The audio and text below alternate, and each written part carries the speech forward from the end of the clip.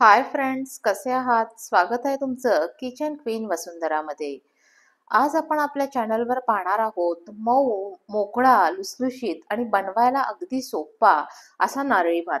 Narali Purnima special जी recipe आहे त्यामधली एक रेसिपी ती म्हणजे नारळी भात.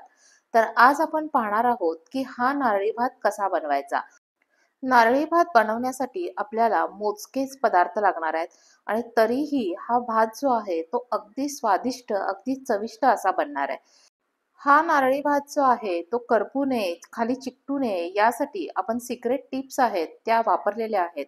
तर या सिक्रेट टिप्स जाणून घेण्यासाठी व्हिडिओ आहे तो शेवटपर्यंत पहा आणि चॅनलवर नवीन असाल तर चॅनलला सबस्क्राईब करा. आपल्या चॅनलवर या रेसिपी बरोबरच इतर रेसिपी देखील अपलोड आहेत. काही रेसिपींची लिंक जी आहे ती मी डिस्क्रिप्शन बॉक्समध्ये देत आहे. तर उरलेल्या रेसिपी पाहण्यासाठी तुम्ही डायरेक्ट चॅनलवर जाऊन त्या तुम्ही तिथं सर्च करू शकता. तर आता आपण प्रत्यक्ष कृतीला सुरुवात करूयात. सुरुवातीला मी 1 वाटी होतील इतके तांदूळ घेतलेले आहेत. हे तांदूळ जे आहेत ते आपल्याला शक्यतो जुने तांदूळ घ्यायचे आहेत. त्याचबरोबर अखंड तांदूळ असेल तर जास्त बेटर. तुकडा तांदूळ असेल तरीही चालेल, पण तो खूप अगदी कणी नको त्याची. तर सुरुवातीला हा जो तांदूळ आहे तो मला 2 वेळा स्वच्छ पाण्याने धुवून घ्यायचा आहे आणि त्यातलं सगळं पाणी जे आहे ते निथळून घ्यायचं आहे. हे पाणी निथळण्यासाठी एक तर तांदूळ धुतल्यानंतर प्लेट लावून निथळू शकता किंवा चाळणीवर काढू शकता. हा भात जो आहे तो आपण कुकरमध्ये बनवत नाही आहे, तर त्यासाठी मी एक भांडं घेतलेलं आहे. इथं आपल्याला भांडं घेताना जाड बूड असलेलं भांडं घ्यायचं आहे, नाहीतर भात जो आहे तो करपला जाईल. तर यासाठी या भांड्यामध्ये मी सुरुवातीला 2 टेबलस्पून होईल इतकं तूप ॲड करणार आहे. शक्यतो हा भात जो आहे तो आपण साजूक तुपामध्येच बनवायचा, त्यामुळे त्याची चव जी आहे ती आणखी वाढते. चविष्ट असा भात तयार होतो. जर तूप अवेलेबल नसेल तर तेलाचा वापर केला तरीही चालेल. तूप जे आहे ते मेल्ट झालेलं आहे. तर यामध्ये आपण 3 लवंग घालूया. त्याचबरोबर 2 इंच होईल इतका दालचिनीचा तुकडा जो आहे तो देखील या तुपामध्ये आपण घालूया. तूप मेल्ट होण्यासाठी खूप वेळ लागत नाही, त्याचा लगेच धूर होईल. त्यामुळे गॅसची फ्लेम जी आहे ती आपल्याला मंद ठेवायची आहे. लवंग आणि दालचिनी जी आहे ती आपली ॲड करून झालेली आहे. यानंतर मी या ठिकाणी 5 ते 6 होतील इतके बदाम जे आहेत ते कट करून घेतलेले आहेत. त्याचे 2 भाग करून घेतलेले आहेत. ते देखील या तुपामध्ये आपण ॲड करतोय. बदाम ॲड केल्यानंतर 5 ते 6 काजू जे आहेत ते मी यामध्ये ॲड केलेले आहेत आणि सगळ्यात शेवटी मनुके किंवा बेदाणे जे आहेत ते ॲड केलेले आहेत. आता हे आपण तुपावर थोडेसे परतून घ्यायचे आहेत. त्याचा हलकासा कलर जो आहे तो चेंज होईपर्यंत आपल्याला ते परतून घ्यायचे आहेत. अगदी 1 मिनिटासाठीच आपण काजू, बदाम, बेदाणे हे परतून घेतलेले आहेत. यानंतर आपण यामध्ये धुवून घेतलेले तांदूळ जे आहेत ते ॲड करूयात. या ठिकाणी आपण अखंड तांदूळ वापरलेला आहे. भाजल्यानंतर तांदूळ जो आहे तो आणखी बारीक होतो. हा तांदूळ आपल्याला जवळ-जवळ 5 ते 7 मिनिटं होईल इतका मंद आचेवर व्यवस्थित भाजून घ्यायचा आहे. हा भात बनवण्यासाठी मी या ठिकाणी बदाम आणि काजू, बेदाणे याचा उपयोग केलेला आहे. जर तुमच्याकडे ड्रायफ्रुट्स अवेलेबल नसतील, तर शेंगदाणे जरी त्यामध्ये तळून घातले तरीही चालेल. ॲक्चुअली श्रावण पौर्णिमेचा दिवस हा समुद्रकिनारी राहणारे लोक नारळी पौर्णिमा म्हणून साजरी करतात. समुद्रकिनारी राहणाऱ्या कोळी बांधवांचे जीवन पूर्णतः समुद्रावर अवलंबून असते.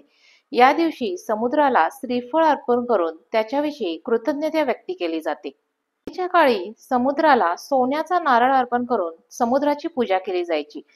जून व जुलै हा जो महिना आहे तो शक्यतो मुसळधार पावसाचा असतो आणि यावेळी समुद्र जो आहे तो खवळलेला असतो. त्याचबरोबर हा काळ माशांच्या प्रजननाचा काळ असतो. त्यामुळं या काळात मासेमारी देखील केली जात नाही. श्रावण पौर्णिमेला म्हणजेच नारळी पौर्णिमेला कोळी बांधव जे आहेत ते समुद्राची पूजा करतात. समुद्राला नारळ अर्पण केला जातो आणि त्यानंतर समुद्रात जाऊन मासेमारी सुरू केली जाते. अशा प्रकारे याचं एक पारंपरिक महत्व आहे. हा सण जो आहे तो माणूस आणि निसर्ग यांच्यामधील अतूट नात्याचं एक प्रतीक मानला जातो. आता आपला तांदूळ जो आहे तो मंद आचेवर 5 ते 7 मिनिटं व्यवस्थित परतून झालेला आहे. तर यामध्ये आता आपल्याला खोबरं जे आहे ते ॲड करायचं आहे.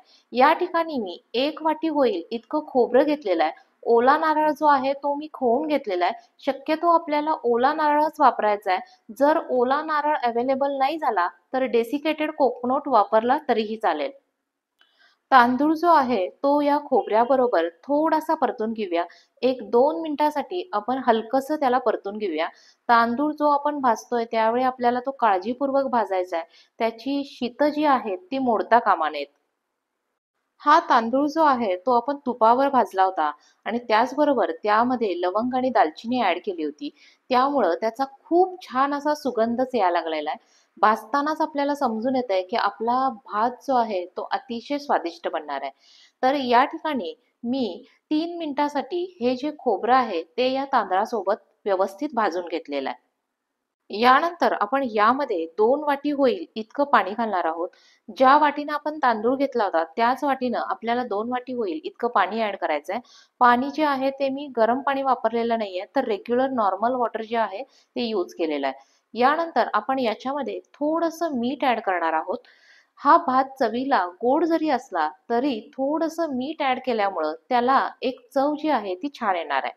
आता आपल्याला गॅसची फ्लेम जी आहे ती मोठी करायची आहे आणि याला चांगली उकळी येऊ द्यायची आहे.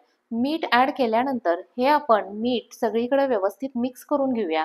आता बघा पाण्याला उकळी आलेली आपल्याला दिसून येते. त्याला उकळी आली की पाऊण वाटी होईल इतका गूळ आपण यामध्ये ॲड करणार आहे.